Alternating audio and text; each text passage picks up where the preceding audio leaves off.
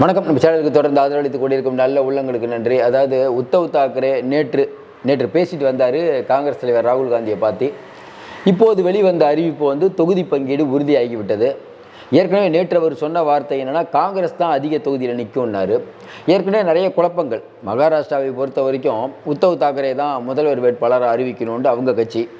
சரத்பவார் இல்லை அதுக்கப்புறம் பார்த்துக்கலான்னு சொல்லும்போது இந்தியா கூட்டணி உடைகிறது அப்படிங்கிற மாதிரி ஒரு பார்வை.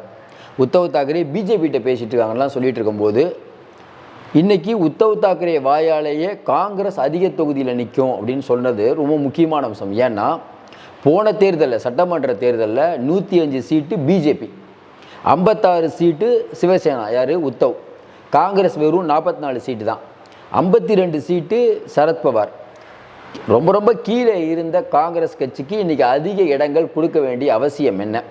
உத்தவ் தாக்கரே ஏன் இதை சொல்கிறாரு?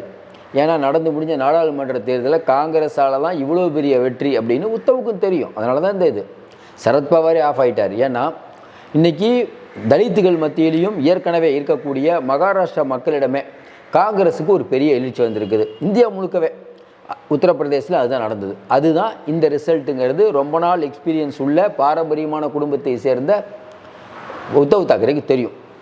இல்லைனா காங்கிரஸுக்கு அதிக சீட்டுன்னு ஏன் சொல்கிறாரு?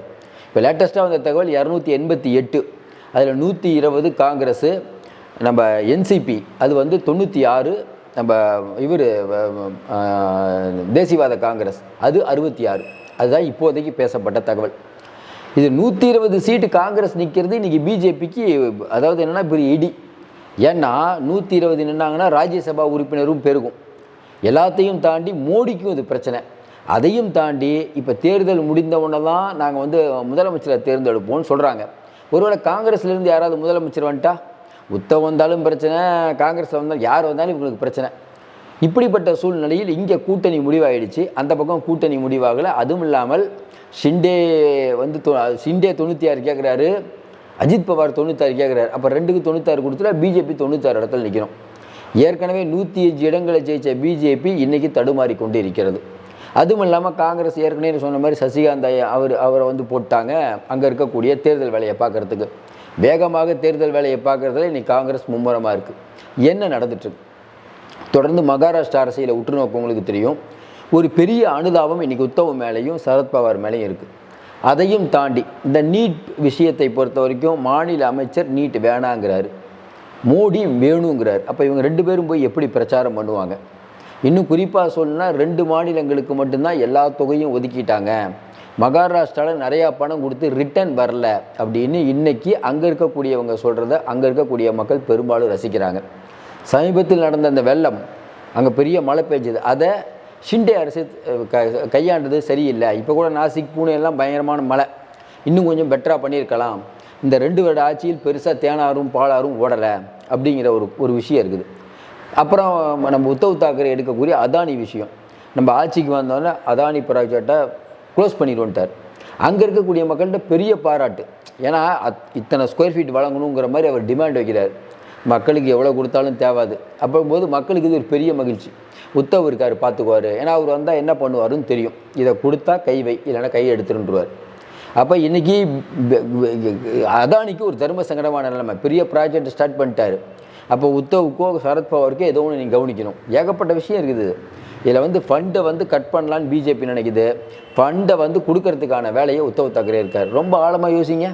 இப்போ உத்தவ் தாக்கரே சொன்ன வேலையால் அதானி பிஜேபிக்கு மட்டும் ஃபண்டு தருவார் முதல்ல.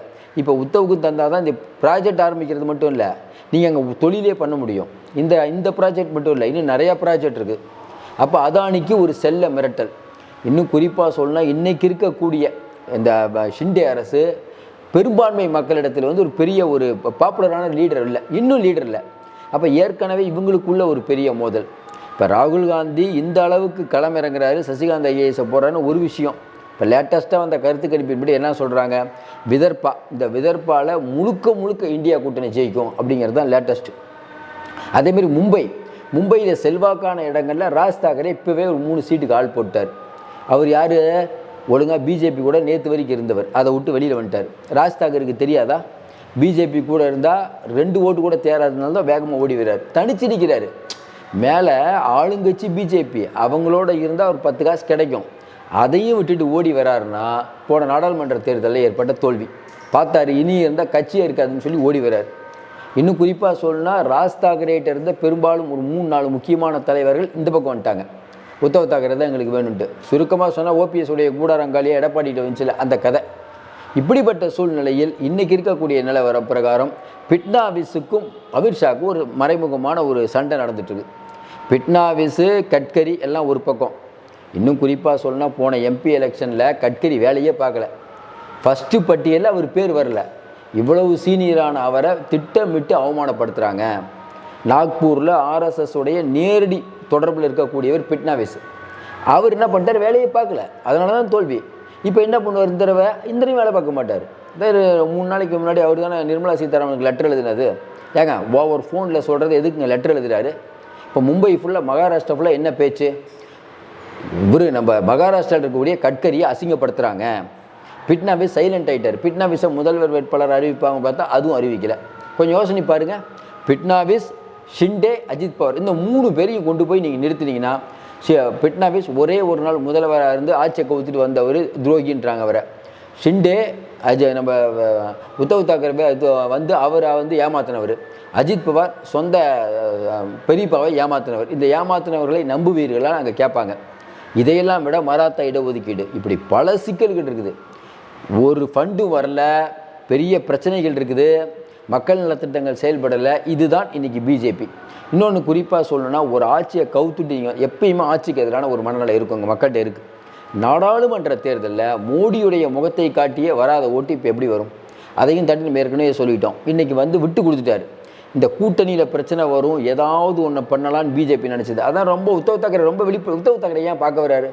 உத்தவ் தாக்கரே இப்போ ராகுல் காந்தி வீட்டுக்கு வர வேண்டிய அவசியம் என்ன? இல்லைங்க, எனக்கு அதே சீட்டு தான், நான் தான் முதலமைச்சர், ஏன் சொல்லலைன்னு கேட்டால் கள நிலவரம், இன்றைக்கி இருக்கக்கூடிய நிலவரம் காங்கிரஸுக்கு பெரிய ஒரு உத்வேகம் இருக்குது. நாடாளுமன்றத்தில் ராகுல் காந்தி பேசிய பேச்சு பெருமளவு எடுபட்டிருக்கு. அதனை தொடர்ந்து எல்லா நிகழ்வுகள்லாம் பார்த்தீங்கன்னா ராகுல் காந்திக்கு ஏற்கனவே எல்லா கருத்து கணிப்பு இந்தியா முழுக்க ராகுல் காந்திக்கான செல்வாக்கு 7% கூடியிருக்குது. இப்போ சமீபத்தில் வந்த எக்கனாமிக் டைம்ஸ் கருத்து கணிப்பு ராகுல் காந்திக்கான செல்வாக்கு 7% கூடியிருக்குது. மோடிக்கான செல்வாக்கு 9% இறங்கி இருக்குது. இதுதான் இன்றைக்கி உள்ள நிலவரம். அப்போ மகாராஷ்டிராவில் ஏற்கனவே இல்லை செல்வாக்கு ராகுலுக்கு ஏறுது, மோடிக்கான செல்வாக்கு இறங்கிடுச்சு. இப்படிப்பட்ட சூழ்நிலையில் நம்ம வெளியில் போனால் உத்தவ் தாக்கரேக்கு ஒன்று தான், இன்றைக்கி வால்வாசாவை பிரச்சனை. இந்த பக்கம் இருந்து ஓரளவுக்கு ஜெயிக்கிற வேலையை பார்க்கணும். அதுக்கு என்ன பண்ணணும்? இப்போ சண்டை கிண்டன் போட்டால் கிரவுண்டில் வேலை பார்க்க மாட்டாங்க. அவர் ரொம்ப தெளிவான அரசியல்வாதி. அதனால தான் என்ன பண்ணிட்டார், இல்லைங்க காங்கிரஸுக்கு அதிக சீட்டு, ஒரு பிரச்சனை முடிஞ்சா இனிமேல் வேறு என்ன பிரச்சனை இருக்குது போது சொல்லுங்கள், காங்கிரஸுக்கு அதிக சீட்டு, இனிமேல் கூட்டணி உடைய முடியுமா, வெளியில் வர முடியுமா? அவர் சரத்பவார் வரமாட்டார். இந்த 3 பேரும் நிற்கிறது உறுதியாயிடுச்சு. இந்த பக்கம் நீங்கள் அஜித் பவாருக்கு எவ்வளோ சீட்டு கொடுப்பீங்க, ஷிண்டேக்கு எவ்வளோ சீட்டு கொடுப்பீங்க? ஏற்கனவே இருக்க எம்எல்ஏக்கு சீட்டு கொடுக்கலாம் ஓடி வந்துடுவாங்க. சரி, உத்தவுக்கு பிரச்சனை இல்லை, அவர் 56 பேர் தான் அவங்ககிட்ட இருக்காங்க, அதனால் அவருக்கு பிரச்சனை இல்லை. இன்றைக்கி இருக்கக்கூடிய சூழ்நிலையில் இப்போ லேட்டஸ்ட்டாக என்ன தகவல் அங்கே பேசப்பட்டு இருக்குன்னா 3 பேர் நிற்போம், யார் ஜெயித்தாலும் பரவாயில்ல, உத்தவை நம்ம ஆக்கிடுவோங்கிற மாதிரி தான் பேசியிருக்காங்க. அதனால் உத்தவ் கட்சிக்கு தெரியும், இது நம்மளால தான் ஆக போகிற சிஎம் அடித்து தூக்க போகிறோன்ட்டு அவங்க ஒரு முடிவோடு இருக்காங்க. அதில் இன்றைக்கி அதுவும் இல்லாமல் ஷிண்டே தரப்பில் இருக்கக்கூடிய ஒரு 4 பேர் கல்வி நிறுவனம் நடத்திட்டு இருக்காங்க, தொழில் பண்ணிகிட்டு இருக்காங்க. ஆட்சி மாறிச்சுன்னா அவங்களுக்கும் பாதிப்பு, ஷிண்டே கட்சியே காலியாயிரும். அதனால் வரக்கூடிய அரசியல் நிகழ்வுலாம் பார்த்தா ரொம்ப தெளிவாக தெரியுது. இன்றைக்கி உத்தவ் இந்த மடாதிபதி பார்த்துட்டு போய் ஏன் நீங்கள் தான் அடுத்த முதலமைச்சர் ஆகணும் அப்படிங்கிற மாதிரி அவர் வேறு சொல்லிட்டார்.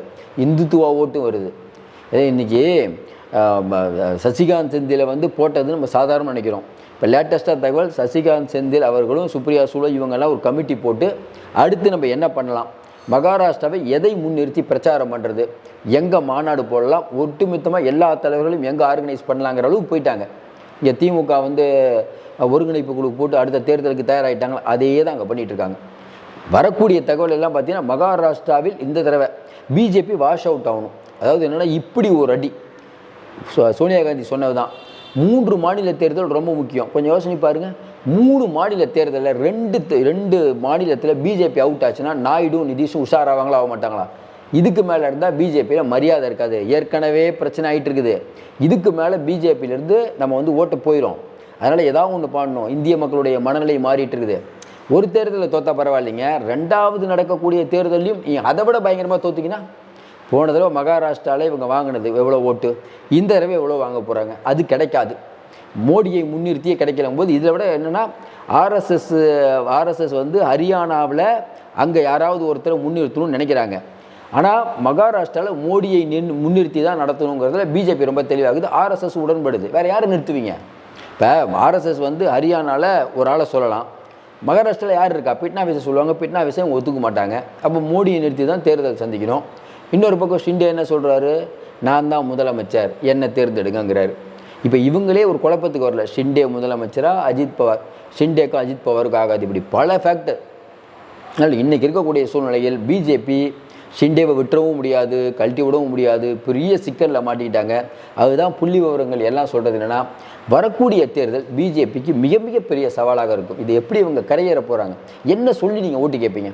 இப்போ அங்கே போய் சொல்கிறதுக்கு உங்களுக்கு என்ன இருக்குது? இப்போ அந்த வக்பு வாரியத்தெல்லாம் இதனால தான் கொண்டு வராங்க. நீங்கள் பட்ஜெட்டில் நிதி ஒதுக்கலை, அதை பேச முடியாது, வளர்ச்சி திட்டங்களை பற்றி பேச முடியாது, இந்துத்துவாவை பற்றி பேச முடியாது, தாலி இருக்கிறத பற்றி பேச முடியாது. நான் என்ன நீங்கள் எதை பற்றி பேசுவீங்க? எல்லாமே ஒன்றுமே இல்லையே. ஒன்றுமே இல்லாத என்ன பேசுவீங்க நீங்கள்? இன்னொன்று, மோடிக்க சர்க்கார் ரொம்ப அங்கே சவுண்டும் விட முடியாது, ஏன்னா நீங்கள் மைனாரிட்டி ஆகிட்டீங்க. அதனால் இன்றைக்கி பிஜேபிக்கு ஒரு பெரிய ஒரு அச்சுறுத்தல் அப்படின்னா அது மகாராஷ்டிரா தான். உத்தவ் சூப்பராக காயாடி கொண்டிருக்கிறார். இன்னும் குறிப்பாக அவர் வந்து அதாவது என்ன, அவங்க பாரம்பரியமான குடும்பத்தை சேர்ந்தவங்க மறுபடியும் நிரூபிச்சிருக்காரு. முன்பே நான் வந்து காங்கிரஸுக்கு அதிக சீட் கொடுக்குறேன்னு எல்லாருடைய வாயும் அடைச்சிட்டாங்க. இப்போ என்ன ஆகும்? காங்கிரஸுக்கு அதிக சீட்டு கொடுக்குறோன்னா பிஜேபி அதிக சீட்டு கேட்கும். அப்போ ஷிண்டேக்கு ஆபத்து. பிஜேபி என்ன சொல்லுவோம், 420 சீட் நிற்கிறோம், காங்கிரஸுக்கு நாங்களுக்கு தான் ஸ்ட்ரெயிட்டாக போட்டி அப்படிங்கிற மாதிரி அவங்க சொல்லுவாங்க. அது ஷிண்டே ஏற்றுக்குவாரா? ஷிண்டே ஏற்றுக்கலாம். என்ன ஆகும்? ஷிண்டேட்ட 9 எம்பிகள் இருக்காங்க. ஏகப்பட்ட விஷயம் இருக்குது. நீங்கள் அஜித் பவாரை தள்ளி விடலாங்க, ஷிண்டேவை தள்ளி விட முடியாது. அஜித் பவார் கூட தள்ளி விட முடியாது. அவர் போய் அவங்க பெரியப்பாட்டை சேர்த்தா 10 ஓட்டு கூட அங்கே போயிடும். அதனால் எல்லாத்தையும் கூட்டி கழித்து பார்த்தா கடைசியாக வந்தது, எல்லாத்தையும் கூட்டி கடைசியாக வந்த ரிசல்ட்டு போன தடவை 145 ஜெயித்தாங்க சிவசேனாவும் பிஜேபியும். இந்த தடவை பார்த்தா இப்போவே 170 சீட்டு ஜெயிப்பாங்க அப்படிங்கிறத கடைசி கட்டம். எது? பட்ஜெட்டுக்கு முன்னாடி, பட்ஜெட் போடுறதுக்கு முன்னாடி. பட்ஜெட் போட்டோன்னே வண்டவாளம் தண்டவாளம் ஆகிடுச்சு. அதுக்கப்புறம் பார்த்தீங்கன்னா இன்னும் இறங்கும். நம்மளுடைய கணிப்பு இந்த தடவை பிஜேபி மிக மிக குறைவாக தான் வரும். நான் இந்தியா கூட்டணி நமக்கு தெரிஞ்சு இப்படிலாம் இதெல்லாம் வச்சு பார்க்கும்போது, மனநிலை வச்சு பார்க்கும்போது 200 சீட்டு இந்தியா கூட்டணி வந்தாலும் ஆச்சரியப்படுது. இப்போ இருக்க நிலைப்படி இந்த கூட்டணி பலம், இன்னொன்று பிஜேபியுடைய மிகப்பெரிய இறங்கு முகம், இந்த எல்லா விஷயத்தையும் கணக்கு பண்ணி பார்க்கும்போது, இன்னொன்று சசிகாந்த் செந்திலும் சாமானியாரில் ஏற்கனவே அனுபவமிக்கிறனால தான் வேகமாக இறக்கியிருக்காங்க. முன்னாடியே வேலையை ஆரம்பிக்கிறது பிஜேபி தான் இதை பண்ணிகிட்டு இருப்பாங்க. எப்பயுமே நாடாளுமன்ற எல்லா தேர்தலையும் பார்த்தீங்கன்னா பிஜேபி முன்னாடி வேட்பாளர் ஆரம்பிப்பாங்க, ஏகப்பட்ட வேலை பண்ணுவாங்க. அதை காங்கிரஸ் பண்ணுறது தெளிவிலும் தெளிவு. இப்போயாவது காங்கிரஸ் உஷாராயிடுச்சுன்னு தான் உண்மையிலே மகிழ்ச்சியாக இருக்குது. சசிகுமார் செந்தில் அசத்துவார் நம்ம எதிர்பார்க்கலாம். மீண்டும் சந்திப்போம். நன்றி, வணக்கம்.